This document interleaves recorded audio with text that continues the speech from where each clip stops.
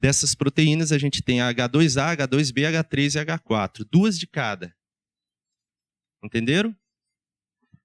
O DNA, ele dá quase 2 voltas nesse octâmero de proteínas histonas, formando o que a gente chama de nucleossomo, que é a unidade da cromatina. Por que é importante entender isso?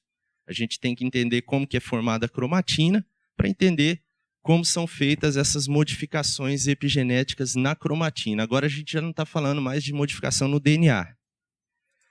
E essas proteínas histonas, que formam os nucleossomos, elas apresentam alguns resíduos de aminoácidos, e esses aminoácidos são sujeitos a modificações. Uma dessas modificações, que a gente chama, uma das principais modificações que acontece nessas proteínas histonas, é a acetilação das histonas, que consiste na adição de radical acetil nas histonas. Qual que é a consequência disso? Quando essas proteínas, os nucleossomos que formam a cromatina, eles são acetilados, ocorre a descompactação da cromatina. Pessoal, no geral, quando acontece essa descompactação da cromatina, permite o quê? A expressão dos genes. Quando acontece a compactação, o que acontece? Inibe a expressão dos genes, não é? Inibe a transcrição e, consequentemente, se for um gene produtor de proteína, você não vai produzir a proteína, quando a cromatina está compactada.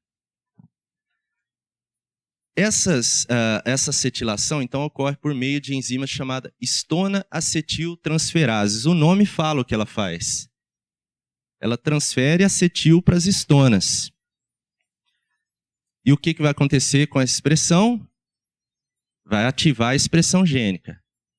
Por outro lado, tem outras enzimas que a gente chama de histona-desacetilases, que elas retiram esses radicais acetil das histonas, promovendo compactação da cromatina, e o que a gente vai ter? Repressão da transcrição. Entenderam essa parte? Pessoal, se não entender, pode perguntar, viu?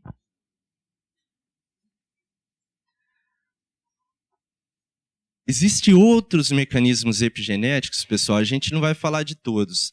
As pesquisas atuais estimam que existam mais de 100 modificações que podem ocorrer na cromatina, que pode influenciar a expressão dos genes.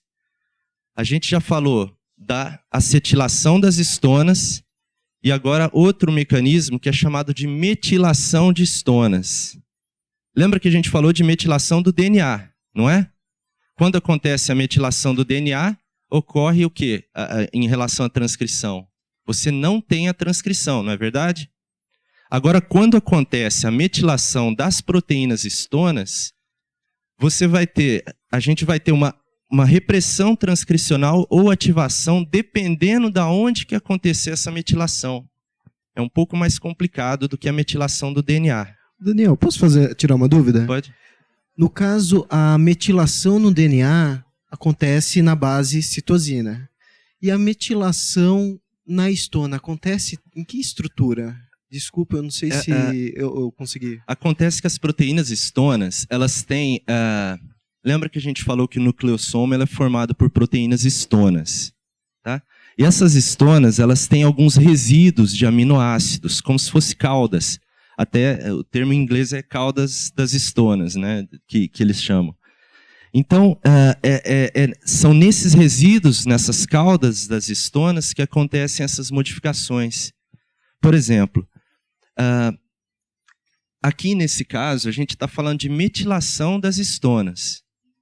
Assim como acontece a metilação do DNA, esses resíduos, essas caudas das histonas, elas também estão sujeitas à metilação. E dependendo do resíduo, do aminoácido, da lisina, que for metilado, vai acontecer ou abertura, né, da cromatina ou compactação. Por exemplo, aqui, ó, se a gente tiver... Lembra que a gente falou que tem a histona H2A, H2B, H3 e H4. Quando a lisina 9 ou a lisina 27 da histona 3 for metilada, a gente tem a repressão transcricional, compactação da cromatina. Se por acaso, na mesma histona, na histona 3, eu tiver a metilação da lisina 4, ocorre a ativação transcricional.